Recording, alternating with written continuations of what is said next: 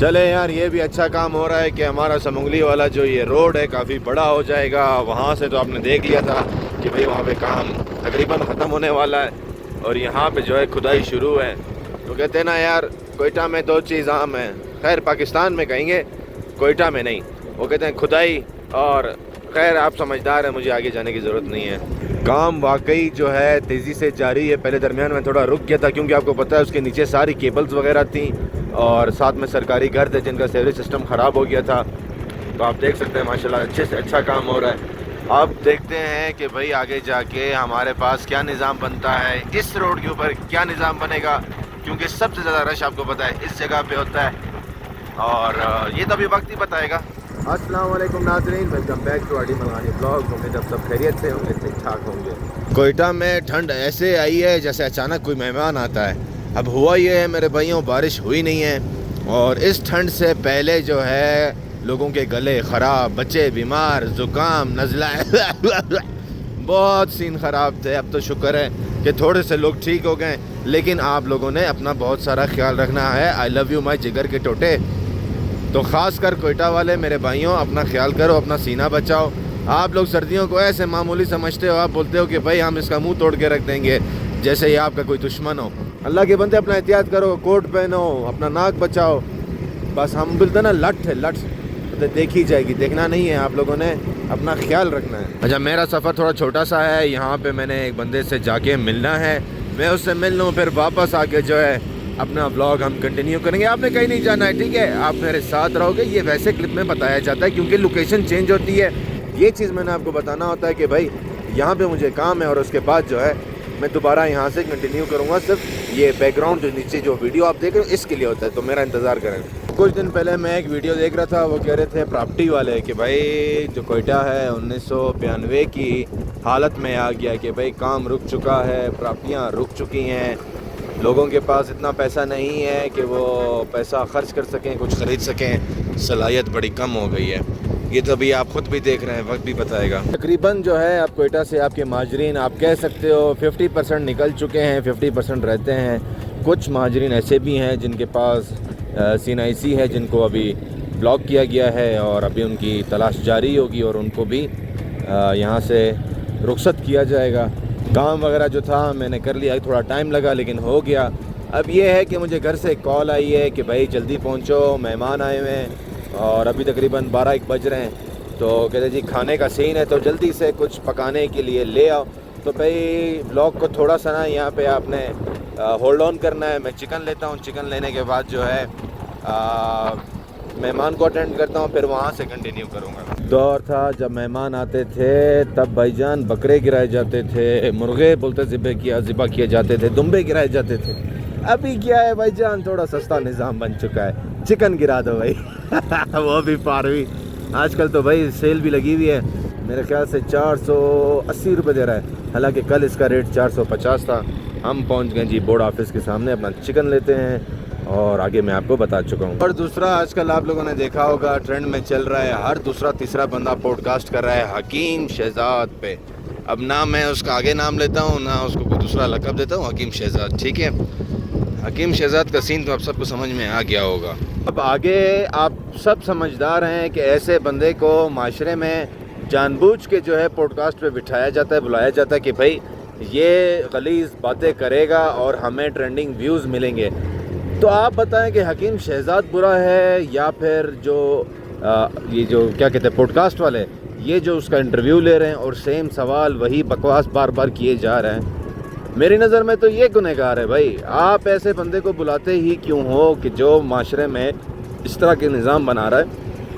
पहले भी मैंने हकीम शहजाद के ख़िलाफ़ ही एक वीडियो बनाई थी, क्योंकि आप लोग तो मेरा इतना यूट्यूब देखते नहीं हो, आपको पता चलता कि भाई हकीम शहजाद के हक़ में मैं नहीं था।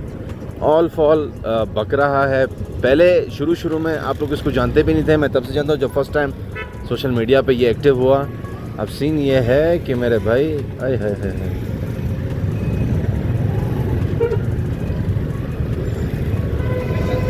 सीन ये है मेरे भाई कि इस बंदे को फेम के चक्कर में इसने बहुत कुछ किया। वो कहता है क्या हम बदनाम ना हो, बताइए बदनाम होंगे क्या नाम ना होगा, वो वाली पॉलिसी उठाई है। कहता है कि यार मैं अच्छे काम से तो मशहूर हो नहीं रहा, पहले इसने अच्छे काम करके दिखाए यूट्यूब पे, जो इसकी वीडियोस थी आप जाके देखिए, कहीं पे ज़मीन पे ट्यूबवेल लगा के दे रहा था, कहीं पे क्या कर रहा था। उसने कहा यार फेम नहीं मिल रहा, तब उसने दूसरा ऑप्शन यूज़ किया कि भाई क्यों ना मैं गालम गलोच करूं, ये चीज़ वो चीज़ जो आपके सामने आ रही है। तो भाई मेरी नज़र में मेरा पर्सपेक्टिव ये है कि जो आप पॉडकास्ट कर रहे हैं गुनहगार वो हैं, मलामत वो हैं, वो ना बुलाएं ऐसे बंदे को, हम नहीं सुनेंगे इनकी बातें। मोअज़्ज़िज़ हज़रात, मैं आ गया हूँ यहाँ पे जबल नूर की तरफ, अपने मेहमान को जो है मैंने पहुँचाना है। मैंने कहा चलें इसमें जो है छोटा सा एक व्लॉग भी डाल दो, क्योंकि बहुत प्यारा सूरज जो है सर पे आया हुआ है। तो बात हो रही थी हकीम शहजाद के ऊपर, मैंने ये कहना आखिरी बात उसके ऊपर कर रहा हूँ क्योंकि लंबी नहीं करनी हमने, फिर लोग जाके मज़ीद उसको देखेंगे।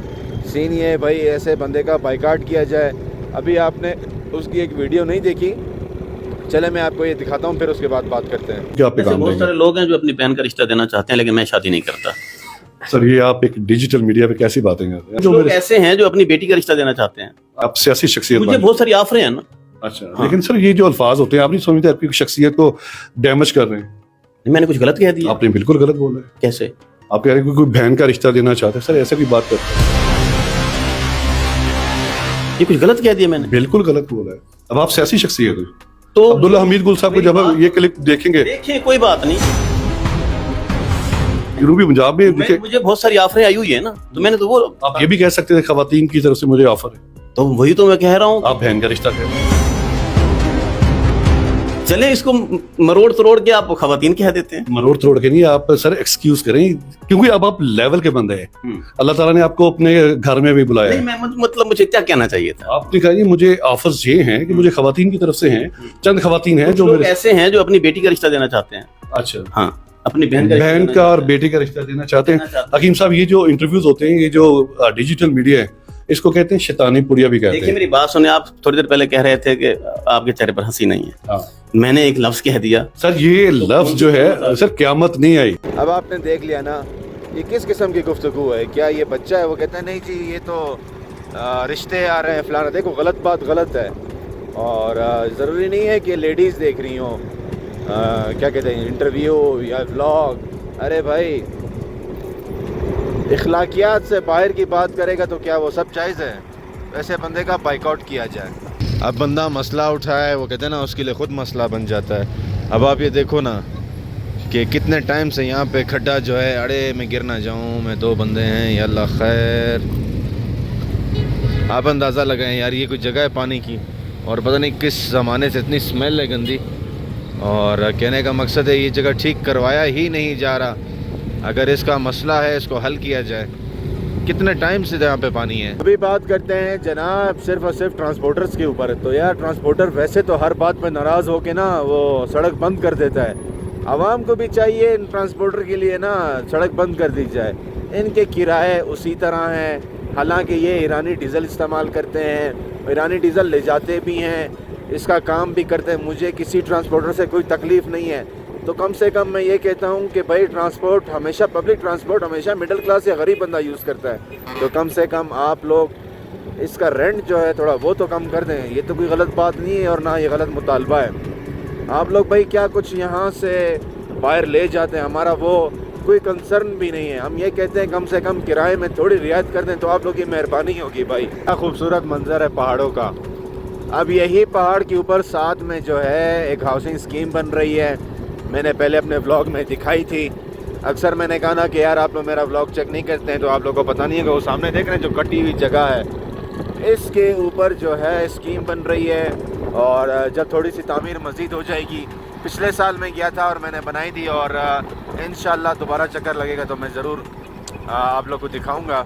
और ये आगे चीज़ लोगों का कहना है, मुझे तो नहीं मालूम। मैं एक दफ़ा गया था इस हॉस्पिटल तो लोग कह रहे थे और मैंने भी ऑब्ज़र्व किया, वाकई ये बहुत महंगा हॉस्पिटल है मेरे भाइयों। अल्लाह किसी को बीमार ना करे। जब मैं इस तरह के हॉस्पिटल देखता हूँ और इतने महंगे महंगे फ़ीस, तो आप सोचो जब फ़ीस इतना महंगा है तो अद्वियात उतनी महंगी होगी। अल्लाह बचाए यार बीमारी से। अब आप लोग देखो ना कहाँ से कहाँ हम आ गए। अब बंदे को पहुंचाया, इधर दोस्तों ने पिक कर लिया, हम शोरूम पर आए थे। अभी फिर से लगता है शोरूम वाला काम शुरू करना है क्योंकि सर्दियाँ आ गई हैं, गाड़ियाँ महंगी हैं, तो ये निज़ाम जो है हमने बनाना पड़ेगा दोबारा से। खैर चलते हैं कहीं पे चाय पीते, फिर उसके बाद देखते हैं कि नसीब और वक्त हमें कहाँ ले जाता है।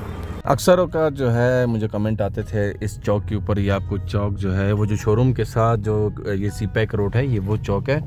अब आप गाड़ियां देख रहे हैं यहाँ पे सारी जो है वो मुड़ रही हैं। इसकी यही वजह है कि इस चौक पे जो है थोड़ा सा आप कह सकते हो बेढंगा चौक है। यहाँ पे वो हो जाता है ब्लॉकेज होता है। लाइट थोड़ी कम कर दे यार, तो ब्लॉकेज हो जाता है यार। खैर यहीं से जाएंगे, तुम उस साइड पकड़ो। तो कहना ये चाह रहा था मेरे भाइयों कि ये चौक ज़रा बेढंगा है, इसकी वजह से ब्लॉकेज हो जाता है। आप उस गाड़ी के पीछे चलो तो ये देखें ना, आधा घंटा एक तो फ्यूल आपके सामने जो है महंगा है, और दूसरा ये है कि यार अगर कोई इमरजेंसी भी है, अगर किसी को कहीं पे पहुंचना है, कोई इंतज़ार कर रहा है, वो कैसे मानेगा कि यार आप इतने देर में रश में, और कहेगा कि यार आप स्टक हो गए हो।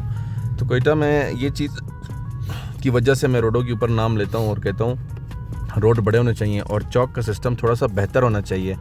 अब क्या है, जिसने यहाँ पे मुड़ना है या इस रोड पे ना, तो उन्होंने वो ऐसा टर्न रखा ही नहीं है। और हमारे माशाल्लाह वो मैंने फिर मेंशन करूँगा कासिम शेख भाई को, वो कहता है कि यार हमारी आवाम को भी शऊर होना चाहिए। अब मिसाल है, अब आप ये जगह देख रहे हो, ये जगह ब्लॉक हो गई है। अगर ये ट्रैक वालों ने अगर इस पे लेफ़्ट हैंड पे मुड़ना है तो हमने उसका रास्ता क्या कर दिया, ब्लॉक कर दिया। रश इसकी वजह से भी बढ़ जाता है। कम से कम भाई लेफ़्ट हैंड आप ओपन छोड़ दो कि जिसने लेफ़्ट हैंड पे जाना है मुड़ना है, ताकि वो इजीली चला जाए।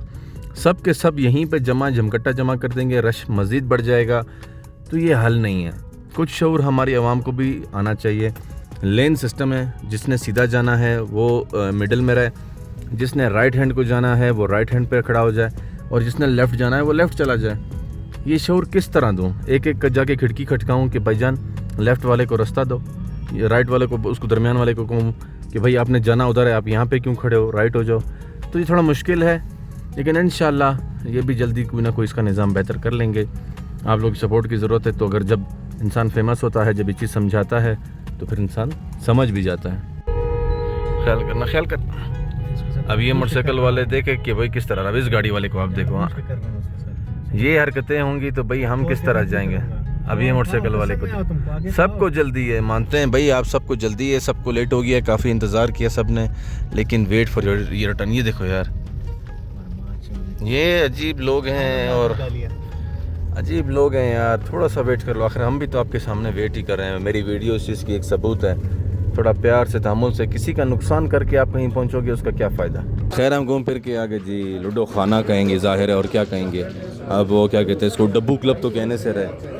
तो लूडो खेल रहे थे, एक भाई को कॉल आ गई, वो चला गया। एक गेम ताज़ा हारे हैं, अब दूसरे गेम के इंतज़ार में है। बाकी ये लोकेशन है, बस गेम खेलते हैं। और फिर मैंने आपको क्या कहा, वक्त का पता नहीं चलता कि वक्त तो किस्मत कहाँ ले जाए। तो टाइम पता चलता है कि हमने कहाँ जाना है। शोर ज़्यादा है, यहाँ से निकल के फिर कंटिन्यू करता है।